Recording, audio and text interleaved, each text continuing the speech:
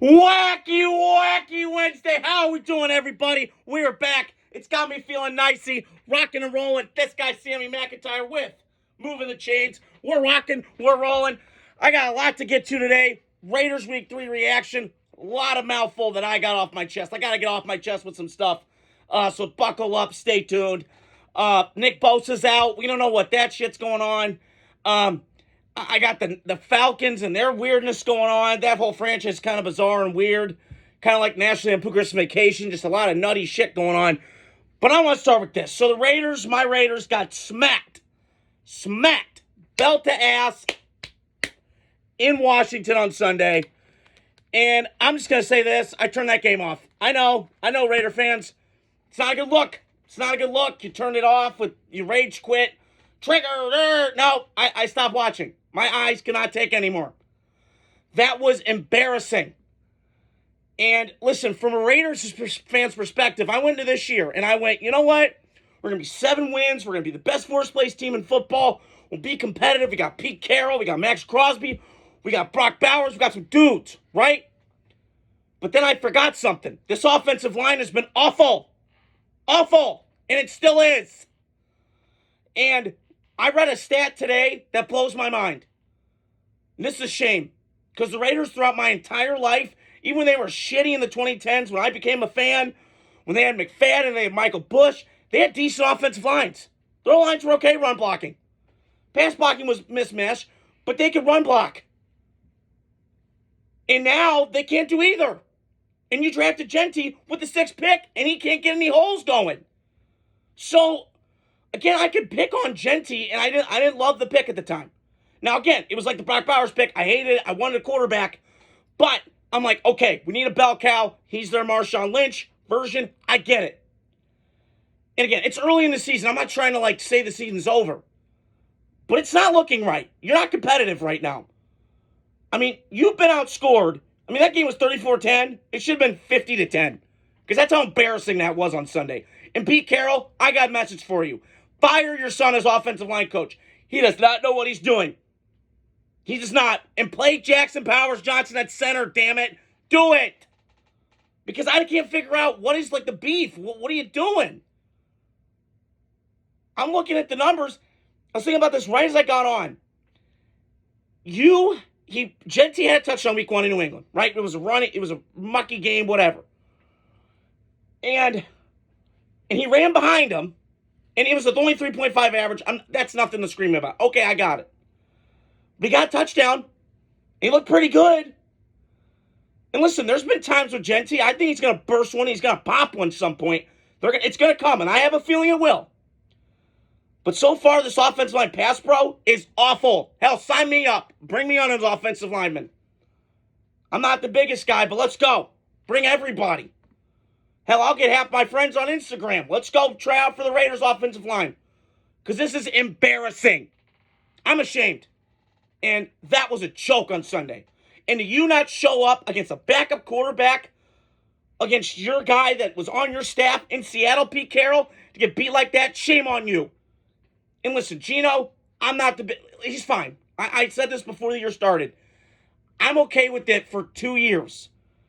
Ride it out. Draft the kid this year. My guy, Lenore Sellers, I still got hope in him after that game the other night. But my point is that they got to do better on this offensive line. Because if they do not play, if they continue to just do this shit, and Pete Carroll said today, well, I have no interest in playing them. Bullshit. You need to. Because this offensive line's atrocious. And he was one of the lone bright spots last year on it. Along with Colt Miller. But he's getting old. So, you got to do something. Because I can't watch. This offense has too many players for me. Not in terms of offensive, perimeter pieces. But Brock Bowers and Genty to not score enough points. And again, I'll go back to what I said. I don't love this Chip Kelly hire. I don't. People say, well, Sammy, he was great at Ohio State. Oh, my God. Yeah, when he's got 5 stars, he can coach. It's not hard. Hell, a blind man can coach the Ohio State offense. Come on. This isn't... Come on. So, again, they have to get this game this weekend against the Bears. No way you fall to 1-3. This is a get-right game for you. You want to shut people up? You beat the Bears at home. At home. Because I need to see, when I go down to Indy, not this week, but the next with my dad, I want a better effort than I did Sunday. Because that was downright pathetic, flat, joking, bad tackling, stupid shit football. Clean it up, Raiders, because I'm going to be on the lookout. Now, luckily, you got 4:25 my time to get your shit together, but you better, because I'm had enough. And I love the Raiders. I'm going to be a fan till the day I drop dead on this earth, but Jiminy Christmas, get your shit together. And fire Brennan Carroll, now. Fire him. What are you holding him for? He's your son. Yeah, I worked for my dad, and it didn't work out. We went our separate ways, and we're doing fine. It happens. Did you ever hear family businesses doing great together? Not really. Only like a 1% chance they do work. There's friction. So stop with the nepotism. Fire your son, Pete. It's not looking good. This offensive line is going to go 68 sacks this year, and we're going to say, well, Geno sucks. Yeah, Geno may be not the best quarterback in the league, but he's not what he is. Put protection around him. Run better plays. Do something different. I don't... That hire bothered me. And I'll say this again. Raiders, you've been panicking, and you've been waiting to take a quarterback. You do it this year. Stop holding back. Take one. So you're 1-2. Season's not lost, but you better be more competitive than what I saw these past 2 weeks, damn it. Because if you're not, call me when April hits, because that's where I'm at. Okay, so I am done ranting and raving about my Raiders, because that was pathetic on Sunday. God, they got to wake up, man. That was embarrassing. I want to touch on this, because I got a couple other things I want to say. So, today my man Johnny, the man Middlecoff, was talking about the Falcons. And it's another weird spot. I said this a couple weeks ago. I'm intrigued by him. I'm a big Michael Penix fan, but he sucks right now. And then now they got shut out in Carolina, which Carolina was supposed to be one of the worst teams in the league, which I didn't think they were, but most people did. Here's the thing, is this offense to me, when I watch Zach Robinson, listen, I know he's from the Sean McVay tree, and I get it, but they're not getting this offense to kind of complement Michael Penix to me. They're not. Michael Penix, when I watched him at Washington, what was he known for? Bombs away, down the field shots. They don't have any of those kind of guys in Atlanta. Their personnel doesn't fit them. So it's kind of a weird fit. You got Drake London, who's possession guy. You got Kyle Pitts, who's like a unicorn, but he runs more crossers and slants and all that. I love Bijan, and their O-line's okay. It's not great. You're supposed to be good, but they lost some guys. I don't know what to make of it. But I'll say this, defensively, they're okay. They've gotten some more pressure. They've got more pressure lately. I don't know how many sacks they had last week. I know against JJ they had a bunch, and they went after the Vikings' kind of beat-up offensive line. But my point is, I'm starting to wonder with Atlanta, can they just not win? They're just a weird franchise. They're in this weird spot because Arthur Blank's 80, right? The GM and the head coach picked Kirk Cousins. Excuse me.